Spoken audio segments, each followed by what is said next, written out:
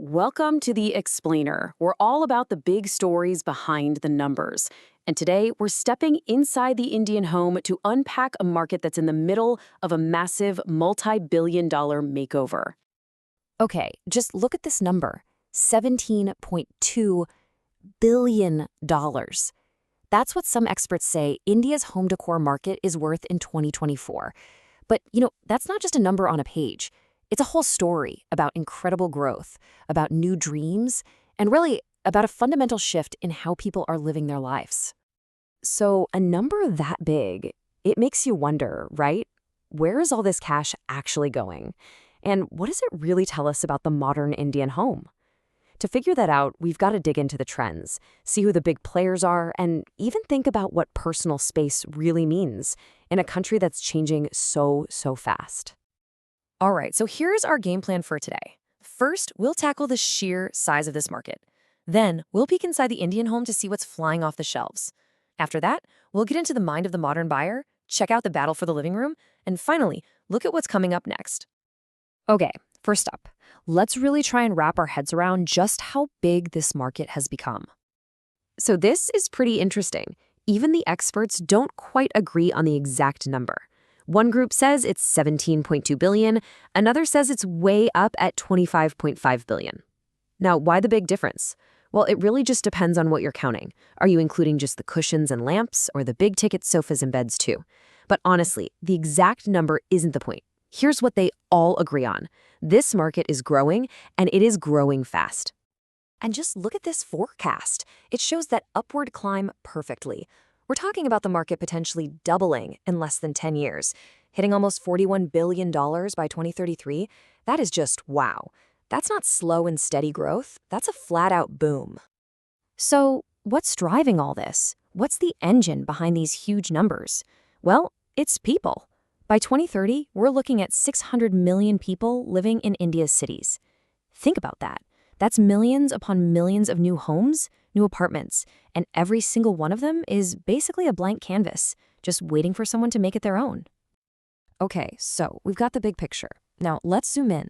Let's go inside the Indian home and see how all this money actually breaks down. What are people really buying, and where are they going to get it? Yeah, no huge surprises here, right? Furniture is king. It makes up over half the entire market. And that makes sense. With cities growing like crazy, people need everything from a big, comfy sofa to show off to really smart, space-saving furniture for those tinier city apartments. And this tells us where they're buying. Look, most people, a solid 65%, still want to go to a physical store. They want to sit on the sofa, feel the fabric. But check out the online space. It's already snagged 20% of the market, and believe me, it's the fastest growing piece of the pie. That is where the real battle is heating up. All right, let's move beyond just the dollars and cents for a second, because there's a really cool cultural story happening here. The modern Indian buyer, they're not just looking for a chair to sit on. They want a story, they want a vibe, they want their home to be a real reflection of who they are. For one thing, there's this huge pull towards sustainability and, well, heritage.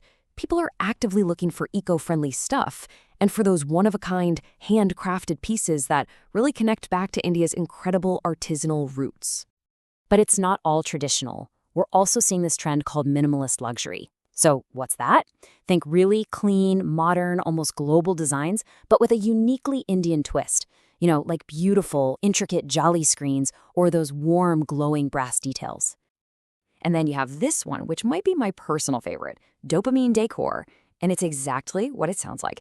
It's all about finding joy. We're talking bold colors, fun patterns, and making your space super personal. Designing a room that literally makes you happy the second you walk in.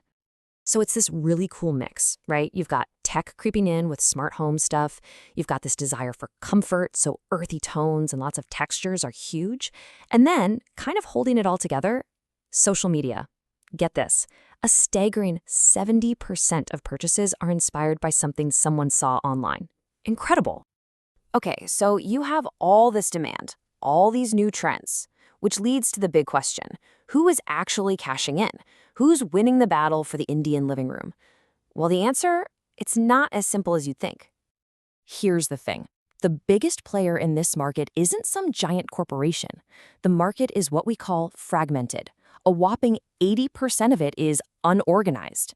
That just means it's run by tons of small local craftspeople, carpenters, and your neighborhood furniture shop. Now, that can make things like quality control tricky, but it also means you can get some amazing custom-made stuff you won't find anywhere else. But the big brands, the organized players, are fighting back hard. They're offering things the little guys can't, like warranties and guaranteed delivery.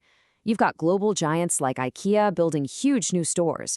You've got online companies like Pepperfry spending a fortune on logistics. And then you have brands like Fab India tapping right into that handmade trend. And even paint companies like Asian Paints getting into the whole decor game now. Okay, so that brings us to the final piece of the puzzle. Let's look to the future. What's next for this incredibly dynamic and complex industry?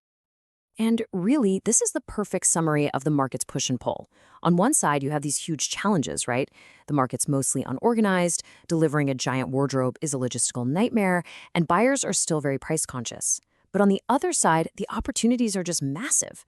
I mean, think about organizing even a fraction of that market, tapping into the demand for green products, or reaching millions of new customers in smaller cities. So the future seems to belong to whoever can get that balance right. It's definitely going to be driven by tech. Think AI, helping you pick out the perfect rug. It's going to get more organized, with brands needing both a great website and a great physical store. And it's going to be global.